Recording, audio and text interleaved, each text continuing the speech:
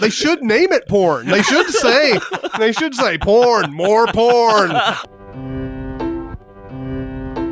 Welcome to SinCast, presented by Cinemasins.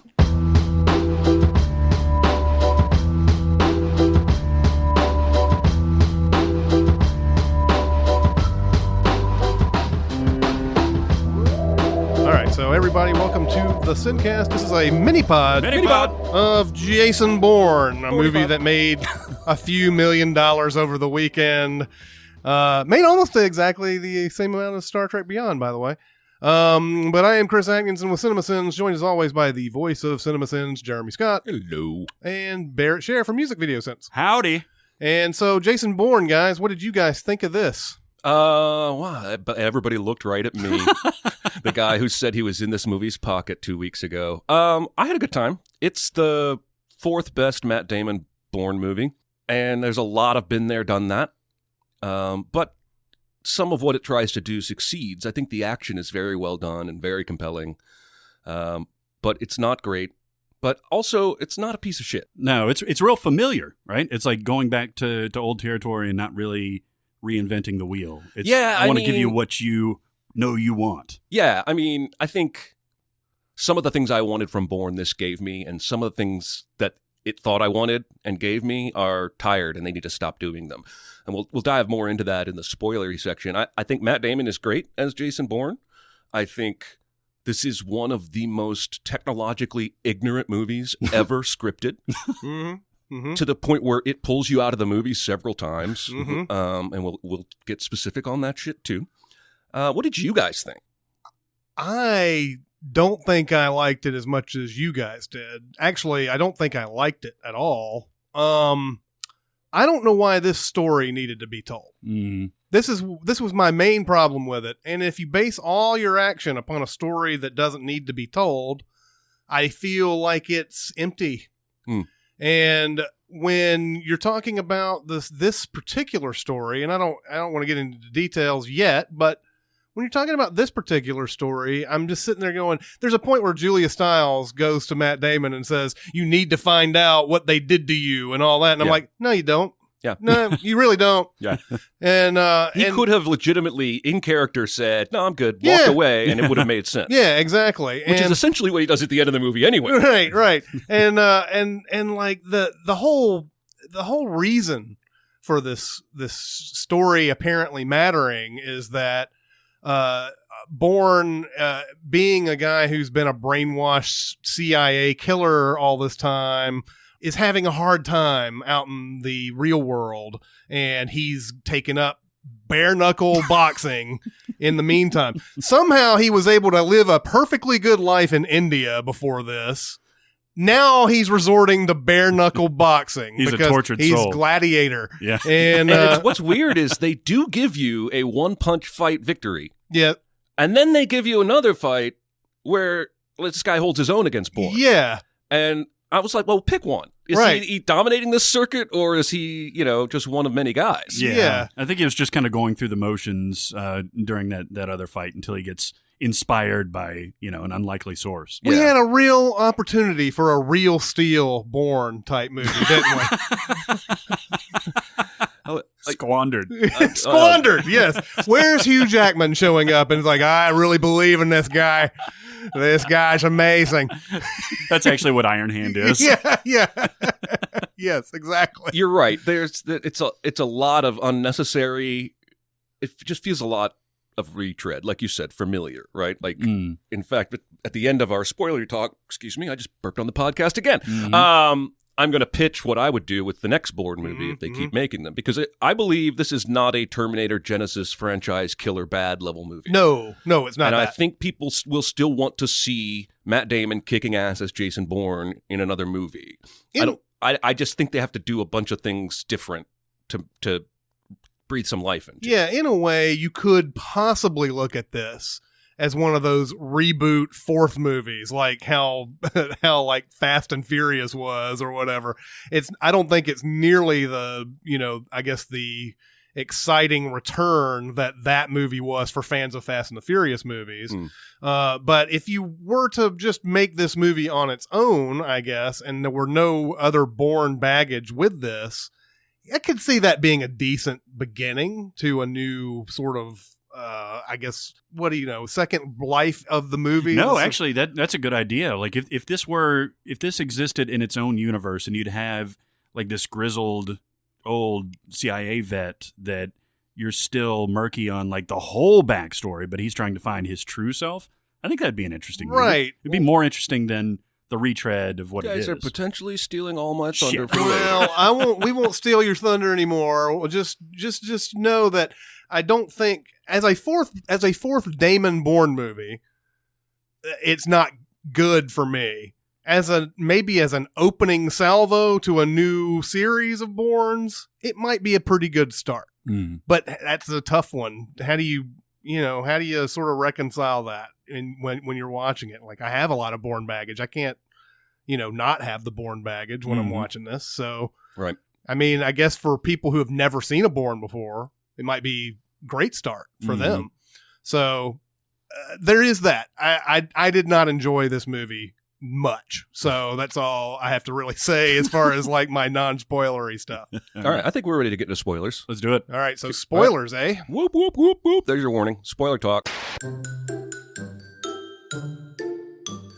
Where do we start? Well, I think the thing that I wanted to talk about was the story here, and the story that needs to be what Julia Stiles goes to tell him about is you need to learn what happened to you. Basically, you got to learn how you got in this program in the first place. And then, of course, it's his dad. And I was just, oh my God, his dad. I mean, how many times have I seen this at this point? By the way, there's no way his dad's dead, right? No way. Oh, you think?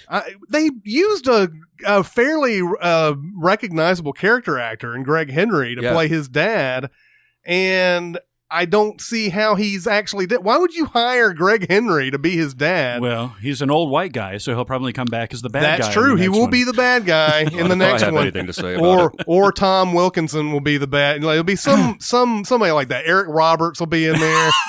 Just find any old grizzled white guy. They'll go white. Tommy Lee Jones is the guy. This one. And as for as bland and overdone as this old white guy CIA director being evil trope thing is, I thought Tommy Lee Jones was good. No, he's totally fine. Yeah, I mean, he's playing Tommy Lee Jones basically, but I thought he was good. I thought I'm going to mispronounce her name. Is it Alicia Vikander or? It's either Alicia Vikander or it's Alicia Vikander or Alicia. I don't know if you can. I just call her Ex Machina Girl. You can call her Ex Machina Girl. I thought she was good. She struggles a little bit here and there with her American accent. That accent is weird, yo. It is. It's definitely not like one I've ever heard before. I didn't dislike her because of it, but it was a weird one. It was, and I don't remember hearing that in Ex Machina. No, I don't remember that either. That's interesting to me. Well, let's talk about the technology because. If this movie had only given us that one enhance, I might have been okay. Even though that enhance comes from a fucking smudge. Yeah. It's literally a smudge and it turns into Julia Stiles' face. Come on. You know what? You could shoot a movie out of focus with that kind of enhancement. Just not even care. Yeah, exactly. It's like, it's just like, let's shoot this blurry. We'll use the enhanced powers later. Everything will be fine, guys. Well, at least it wasn't a zoom. It was just an enhance. That first scene in the riot in Greece, which I really enjoyed most of it, they become almost omnipotent and omniscient, right? They got the satellites, they got the guys on the ground with cameras. There comes a point there where I really was saying to myself, they're going to die. Yeah. They're going to catch Bourne because how the fuck do you get away from the satellites that are already on you? Of course they do get away. Well, yeah. He does. Are we calling back to Marie here with the way Nikki is killed? No, I mean, okay. Yeah, they imply that Nikki and Bourne have had some sort of relationship in the past that whatever. I just mean he's running away with a girl and she gets shot, but he doesn't. No, I don't think so. I didn't get that at all. Like, yeah, she means something to him and everything. I feel like her death is telegraphed long before Like, it was one of those things I'm like, okay, when are we going to kill her? Yeah. Because it's going to happen. Yeah. Because there's no point for her really in this story except to be just like Patty Considine in the Bourne Ultimatum, where he's the reporter running around. the catalyst. She's playing that character in this. Basically. And you're just sitting there going, all right, she's going to die. When's She's it going to happen? die. You going to die. Well, this is yet another movie that presents the evil social media company. Yep. I don't really think Hollywood understands technology or social media whatsoever. No. This guy is giving a speech and promises the people in the room he's going to protect their privacy, and they erupt They like erupt he just in- promised Yeah. a blowjob. Right. Like, and then at the tech conference in the final set piece, there's just like hundreds of dollars worth of high-tech gear that may or may not actually exist, sitting in bowls for you to grab whenever you need. Oh, a little tiny hockey puck homing beacon, sure. They're like M&Ms. Questionable directional microphone, sure. And of course, it's all super useful. Yeah. And he's just strolling through the expo floor pocketing shit. Well, yeah, and the main one, which was the covert camera. Yeah. Covert camera. And he just picks it up, and that becomes a huge plot thing for this movie. And I think when we saw that, like, it just says covert camera, and he picks it up, we all turned to each other, just like, We did. This is one of those moments when you're like sitting there just watching a movie, you're not being Cinemasins-y, but then something that blatant shows up, and you're like, well, shit, now I'm Cinemasins-y right now. Well, the booths are right next to each other. You've got the all-encompassing sound device that you can slip into somebody's pocket. Yeah. Right next to the covert camera Yeah. booth. Which also, by the way, that ends up being the thing that he sort of learns that Alicia Vikander's character isn't everything she says she is at the end. He uses that because he put it in her pocket. Is it just me, or was that like a day or two after, or was that the same day? No, that was long after, I thought. So how the fuck did she leave that in her like coat or whatever, not find it ever at all during that entire time? That's what bothered me about it, was like, haha, it's like the big moment, the big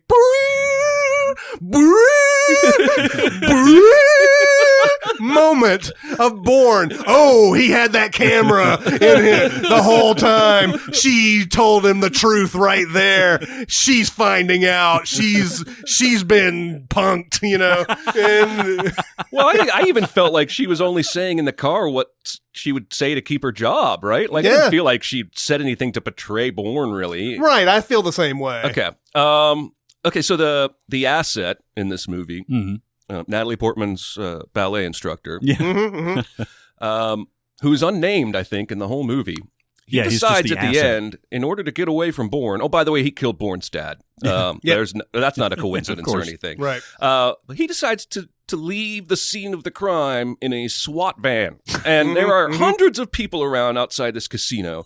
He could probably steal any number of vehicles or just disappear, but he takes out a knife and stabs a military member in Right. the back of the head under his helmet, doesn't get seen, Right. and then steals the most cumbersome vehicle known to man. Yes. Now, I'm quite thankful he did, Yeah. because when he rips through those cars on the strip and they're flying off like drops of water, Yeah. I was a little kid for about 30 seconds. I just was giddily laughing. I'm going to tell you what, I was completely opposite about this scene. Really? Yeah. I'm sorry on this, guys. I mean, I understand. No, I You don't have to be understand. sorry. No, I understand the little kid inside of me even was like, woo, cars flying up in the air. But most of me was just like, God damn it, cars flying in the air. I've seen this so many times.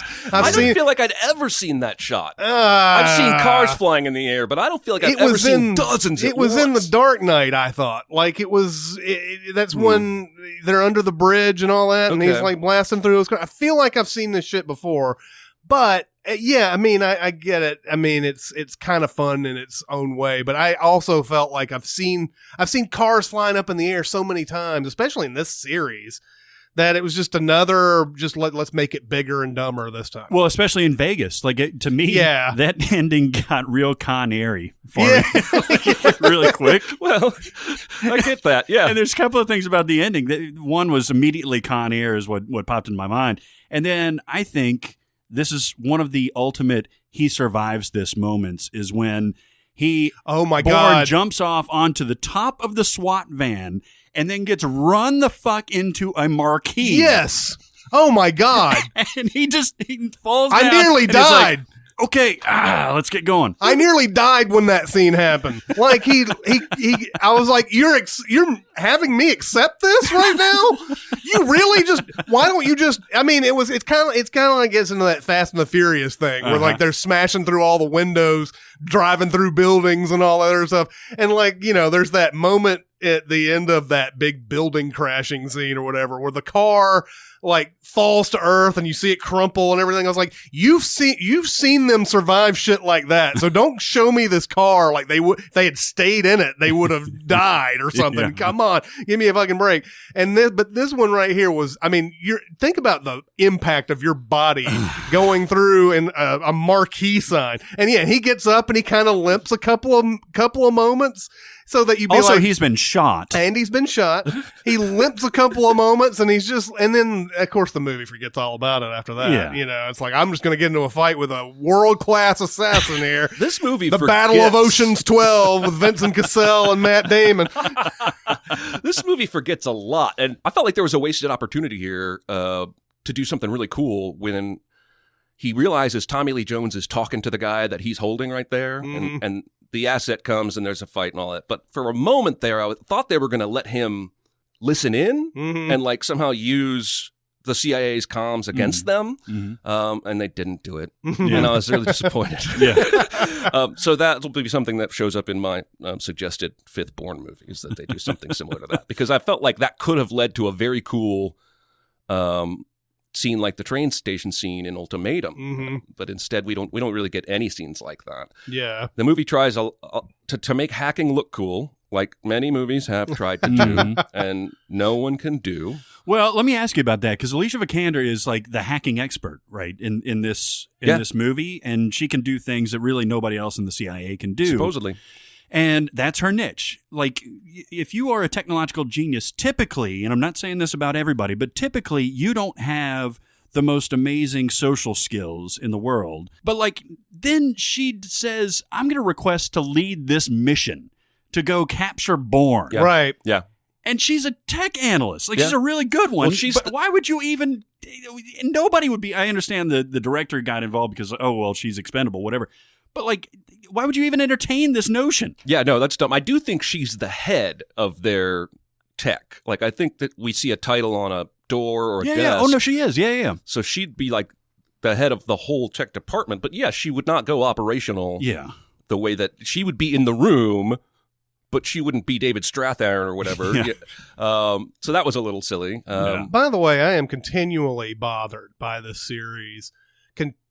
Always putting their fucking files on a computer somewhere, especially when they know that they don't have people who are completely friendly to the Blackbriar, Treadstone things. And yet Julia Stiles can go to some fucking place, like some remote facility somewhere, and just hack into the CIA, find folders that are named fucking Treadstone and Blackbriar, and like start like sending those files out, you know, like, oh, I was just sending them out like candy today. And they're guys. all located in one parent Oh, folder. yeah, too. absolutely. It's like, bad shit we've done. Here's everything. yeah.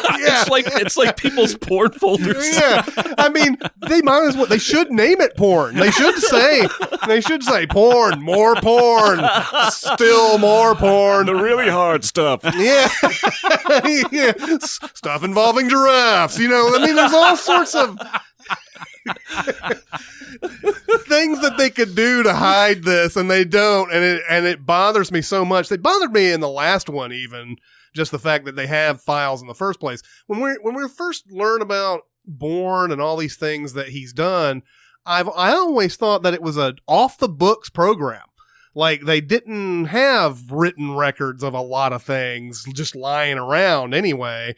And then, you know, suddenly there's reams of files and stuff on this, so that they can just, you know, do their Snowden thing, which also, by the way, do we know what happened to Landy at the end of this Bourne Ultimatum? I mean, I guess they just didn't want to put Joan Allen back in this one, but they don't even mention her character. No. She's the one who's the original, like, faxed everything to everybody. They blame Bourne in this, but it's really Landy who was the one who was faxing everything at the end of the Ultimatum. Yeah. And they don't really even mention her, like, don't even say she's in jail or she's in hiding or anything. So I thought that was kind of weird, too. Well, and I'm just a little bit confused about, like, I know we always have the angry old white guy who's evil at the top, but it feels like there have been several levels of top. Yeah. Like, we already settled the top guy in Ultimatum, and now Tommy Lee Jones is the top guy, who's also the complete director of all of the CIA, who takes, like, secret meetings in public restaurants where he has to get hushed when the waiter walks by, behaving completely stupidly. But I don't... Is he supposed to have been there all along in the background as the director of the CIA above David Strathairn and all these people? I think in this one, Tommy Lee Jones is just starting his own thing. Like, that's what that Ironhead program is, right? Isn't that what I think that's what I gathered from this, was that It may have been like I don't think it was a guy behind the guy behind the guy situation. I think it was more like, ooh, Treadstone, that's a good idea. And because he is a crusty old white guy in his 60s, is like, let's do that. I think that's what they're trying to say. This is not a movie that on the first time I think you're going to get everything, because it's so much CIA conspiracy bullshit going on in this. But I think that's what they were trying to say, was that he's trying to start his own thing. And he was never really part of that Blackbriar thing. Well, we're pointing out a lot of what we don't like about the movie, but you mentioned the action. Like, the action is really, really great in this movie. Yeah, I and think it's got the whole hallmarks of the Bourne franchise of, like, the close combat and all that stuff. Yeah, and I love that part. You guys were talking about the Marquis and should have killed him. He gets hit in the face with a dumbbell like twice in that apartment. And I was expecting him to come up with Play-Doh head, but he didn't. And also, I love that moment because the CIA lackey goes, "They're fighting, sir." Yeah, that was awesome. The exposition guy. yeah. Thanks, Captain Obvious. Right. I actually like because we've seen that one punch takedown in trailers since the Super Bowl, right? So we've seen it so many times that you just expect it coming. And he actually films it from a different angle in the actual I think film. it might even be a different dude. Yeah, maybe. Yeah, because it looks kind of fresh, and it was a cool perspective of him just following on his back and everything, and then getting that and just turning around and going back. Goes to show you what trailers do a lot of times. You know, like they'll use that different angle, and then of course they show that scene of Damon looking behind him all mean and stuff, when actually that was before he actually was doing the fight. So just to make it look like, I'm Bourne, goddammit, look how awesome I am, you know, and just before the name shows up on the screen. I'm okay with the action. It's consistent with the entire series, and the series has had good action and stuff. Greengrass still loves cutting his movies up to ribbons, though. And I understand the sort of the method behind that, because each cut is a punch. Each cut is like, that's you experiencing it viscerally, in a way. So like the fight between him and Cassell at the end is filmed that way. Every punch, every kick, everything has got a accompanying cut with it. It gets to the point, though, that I wish that he could just do that in bursts and show me both of them fighting a full shot for, a little bit. It doesn't have to be long. Just do it about 10 seconds. That'll be good enough for me. But, he always likes to do this thing. As soon as they start fighting, cut, and it's just like, okay, all right. I also like how Bourne is getting his ass kicked, and then the guy pulls out a knife, and Bourne gets a teappot, and then Bourne starts kicking ass. Yeah. He just needs random household objects around. I mean, that is one of the Bourne things I like, right? He kicked Desh's ass with a book. He put that pen in that other guy's hand, and I mean, that's a Bourneism I'm fine with them doing. I just wish I wish the combat was more consistent. It's sort of almost like superhero movies at this point, like Captain America versus Iron Man, and how am I supposed to know who's stronger? They're both like the same level of stronger than me, right? And so if Bourne is this one-punch legendary ass guy, I don't know why I called him an ass guy. Just lost my train of thought. Ass guy. Then why can this asset, who supposedly has been retired for years, he only comes out of retirement because he hates Bourne that much. I killed your dad. I hate you. Why can they go toe-to-toe for so long? Yeah. And then what turns the tide is they both pick up weapons, but one of them's super inferior. I wish there was more consistency across. I feel like the other movies gave us more consistent fights. Like Desh pretty much kicked Bourne's ass right before he gets choked out. Yeah. I still think Desh deserved his own movie. Yeah. Just have a Desh movie. It'd be pretty awesome. Yeah. Cassell plays a guy who is a psychopath. Basically. The guy just if there's a guy just walking in front of him, he's just going to blow him away. Yeah, he shoots a lot of innocent people in this movie. The body count in this movie is crazy. It is. Yeah, and it's just, I mean, I understand. Okay, you're trying to make this character like, okay, he's a dick. Okay, I get it. But there's some times where it's like, if you just let the guy walk 5 feet, he's out of your way. He's just blowing him away. You know. Guy got rid of that asshole. I think it's interesting. He gets more screen time than any asset in any other Bourne movie ever has. And we've had still, I think, more compelling assets like Clive Owen. Clive Owen, yeah. And so it's just interesting to me because when I saw him on screen, I was like, oh, this guy is an asset. That could be cool. I don't hate this guy. He was pretty much a dick in the ballet movie, and that's really all I know him for. But yeah, for a character that was flushed out a lot more than the previous assets, I didn't feel like we got much personality out of him. Yeah. So I think in the end, I didn't like it. You guys liked it, okay. Mm-hmm. And you guys say, yeah, if you like Bourne, go for it. I loved all the other Bournes, and I didn't like this one. So who do you trust? Well, let's hear Jeremy's idea about the next one. Yep. You want to letter grade this one before we go into that, in case people don't care? I what would have to give say? this C+.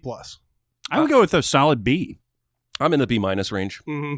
I can't, in good conscience, there's so much ridiculous bullshit in this movie. Yeah, there is. Like you said, that there was that one moment where we all just looked at each other and were laughing, like, is this real right now? Yeah. So I'm B-, and I think the combined average there would make it a B-. Mm-hmm. Yep. All right, so I mentioned some of the Bourneisms that I'm fine with, right? Like we want to see a close quarters hand-to-hand fight in all Bourne movies. We want to see some household item used in a fight. We probably want to see a car chase, and we probably want to see some interesting phone call, calm, escape, whammy thing, right? Because all the movies have all of those things. The things that we don't need to see anymore, in my opinion, is Bourne chasing his own history. Mm-hmm. The top guy at the CIA is evil. Mm-hmm. And so the way I would approach this, if Hollywood gave me the power, which they never will, I want to put Bourne in more of a Morpheus role. Mentor. Then we got to give him somebody to rescue, mentor, and then be amazed by. And so the way that I would do it to keep continuity is I would have Alicia Vikander's character have a brother who's an Army Ranger, but she finds out, nope, he's not. He's actually already been in this Iron Hand program, which is, like all the CIA programs, not what it appears to be. They're actually training super soldiers. And so she basically goes to Bourne, begs his help. He goes and rescue this guy, and then they're on the run. And now we've got Bourne still kicking ass like Morpheus did. He's got a Neo who doesn't understand this world that needs to be trained. He's got a love interest on the run, cutting her hair and coloring it. But not his own. Not his own. And I would hire J.K. Simmons to play the CIA guy who's just doing his job. Nice. He's going after Bourne because, from what he knows, Bourne is bad. And maybe he'll learn by the end he's not.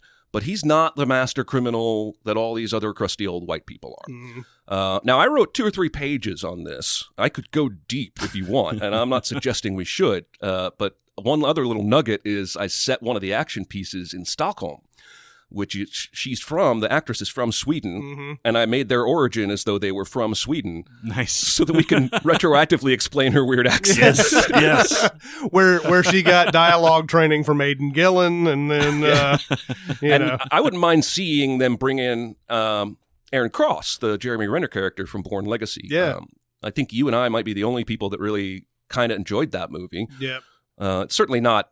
That could be an interesting discussion to compare that to the one we just saw, but I think I need more distance. But for whatever reason, they didn't want to include him. They wanted to just act like that never happened. But I think it would be neat and make like this whole, a Bourne version of like the Matrix teams out there, you know, trying to rescue who they can from these clandestine programs and fight the power. Yeah, kind of like a Mission Impossible, except without the obsequious instruments, right? My first draft actually involved a wingsuit And then I realized that was so Ethan Hunt from Mission Impossible, I couldn't do it in a Bourne movie. So I changed that. But I also wrote that he should get a souped up, like a Lamborghini or something. He always has a car chase. And one was a Mini Cooper. He's been in motorcycles or American muscle cars or police cars. I'd like to see him with like a high-performance speed machine in a chase, because I think that would be rad. Well, I'm immediately on board for the fact that we would just not pay attention to his past anymore. I think as they keep building this up, where there's more to find out about his past and everything, it gets more and more tiring. It really sort of, in Bourne Ultimatum, it was the final straw. Like, you can't do any more past after this, because, all right, we get it. You know, it's an evil. It's that thing I always call the umbrella corporation thing that they put in plots, where, you know, like, if you ever played Resident Evil games and then watched the movies, it's always like Umbrella did all this shit that's really shady, and then you end up beating the game or finishing the movie, and then the next movie's like, you thought that shit was shady. They were doing even more shady shit behind the scenes that was crazy, and then like you're like, okay, and we got to the core of this. The third movie's like, well, you thought those first two things were shady. Think about this for a second. It's kind of like how they do with these Bourne movies. It just keeps on being people behind the scenes, and like, you know, why is his flashbacks always movie specific? Like, he has the flashback like, oh, I was in this program at one time. I'm wondering who I am and all this. And like, I think the second one was, who am I? Basically, is basically the end of that. The third one is, how did I get in this program? Blah, blah, blah. And this one is like, oh, it's, you know, your father is behind it and all this other stuff. It's, you would think that some of those other flashbacks would come in earlier. Like, I have a vague remembrance of my father at some point in Bourne Supremacy or whatever. Yeah. I know it's all because they don't know yet when they make those movies and everything. But it's silly to me that these flashbacks sort of wait in line. As soon as he gets done with one, the next one comes in. And you're like, oh shit, there's even more I remember. I was almost insulted that this movie opened with a montage of previously on Bourne flashbacks. It was like, we're here because we've seen those movies 50 times. I don't need to see this anymore. But apparently they thought we did. Yeah. I like in that flashback how Bourne is like 15 years younger, but Vincent Castle is the exact same age. Yeah. Although I was kind of curious how they did. I mean, I guess computers are amazing these days, but Bourne legitimately looked younger in that flashback. Looks like and that's Google footage Hunting. they couldn't have shot before this movie. Yeah. Well, I did the whole Jeff Bridges Tron Legacy thing. I suppose that's these days. Yeah, they probably shot that normally, and they said, you know what, Matt Damon, you look too old. Bloom, bloom, bloom, and everything was good. I like the idea for your movie. Well, I noticed all throughout this Jason Bourne movie that how gray and older he looks. Mm-hmm. And he's not old I mean, I think the actor's like, what, 42 or something like that? He's 45. Okay. But there's still... He's not old. Liam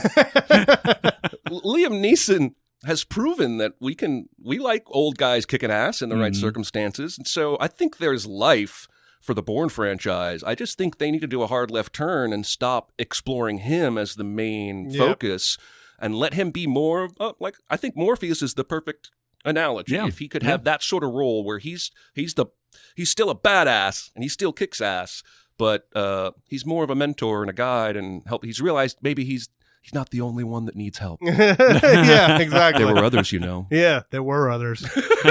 Hawkeye was one. So I do like that idea as well. I hope they somewhat go towards that in future Bournes. I'm sure this one will make enough money for them to say, let's do another one.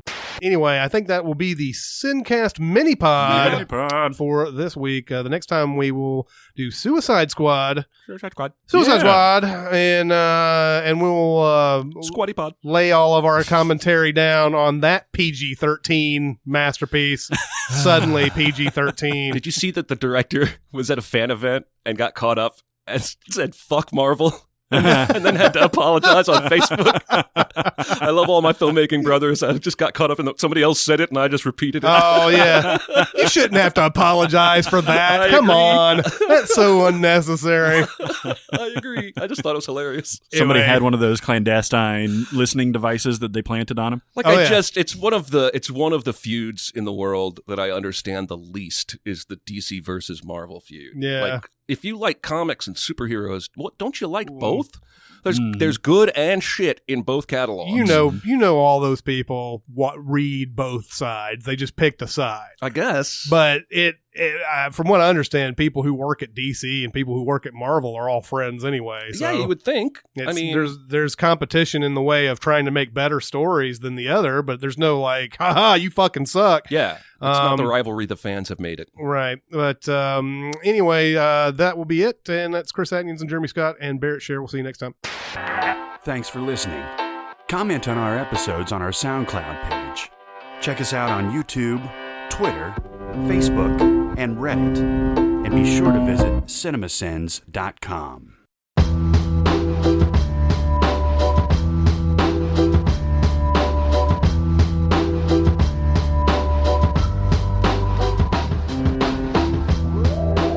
Like, why would he invite a prostitute over Well, you don't and know. have sex with her like during his party? You don't know if she's a prostitute or not, though. She may just be coming in and just dressed nice and all that. These are high-priced hookers. But she's a hooker, right? Like she's It's not that everybody in the party is going to know that she's a hooker, and anybody who does know is going to not going to say Keep anything. their mouth shut. Yeah. I'm just saying, like the timing. Like if you were hosting a party, would you make time to go up and have sex with what you know is a hooker Absolutely. during that party? I would. If it was a girl look like that, yeah. Really? It's pretty difficult for me to put myself in that guy's shoes. There's so many things about him that are not me. I'm not going to throw that party. I love Sidney Pollack in that movie, though, by the way. He's just so... He seems like on rental, basically. Yeah. Like, because it was supposed to be Harvey Keitel playing that. I didn't know that. Yeah. Harvey Keitel was supposed to play it. And then you remember all the rumors about Eyes Wide Shut when like it was being filmed and everything? They're all like, Harvey Keitel was fired because he got so aroused during one scene, which is total bullshit. So bullshit. He got so aroused they had to fire him. I just thought it was weird. I like that in this movie, all about weird sexual choices, that this is the one that sticks with you. It really does. Well, that and the Not fact, like, why would you go to a party and fuck 60 other people in one night? Not that. see, that makes sense to me because it's like a ritual and it's like an Illuminati thing and everything. This is not that. This is a fucking Christmas party. Christmas parties suck. Jennifer Jason Leigh was supposed to be in it too. And wow. and she had to not do it. I think she ended up doing Existenz. Oh. That was a good choice. Yeah. I mean, I think it's more about, do I want to spend 6 months doing one scene or do I want to spend 3 months doing a whole movie? Yeah. So Imagine those Lord of the Rings guys in that original trilogy, like yeah. how much work they gave up to go for 3 years to New Zealand. Yeah. Yeah. But worked out though. Yeah, it did. I But mean, I get it. I'm just saying, imagine the roles they could have had that they didn't. you imagine that first one didn't do anything. They Oh, have God. shot those 2 other movies already. and Well, yep. I guess it's going straight to video. Don't know what to say, guys. Sean Astin could have done Toy Stories or Toy Soldiers. Toy too. Soldiers too, yeah. Toy Story. He could have done Courage Under Fire too. We devote a lot of time here talking about shit movies. Oh yeah. You know what I'm talking about, the Toy Soldiers song? Step by step, part by part. It all falls down like toy soldiers. That's a detonator. He's got guts. He's a leader. You had to have heard that fucking song. Well, maybe not the way you guys perform it. Fuck you! It sounds exactly like it.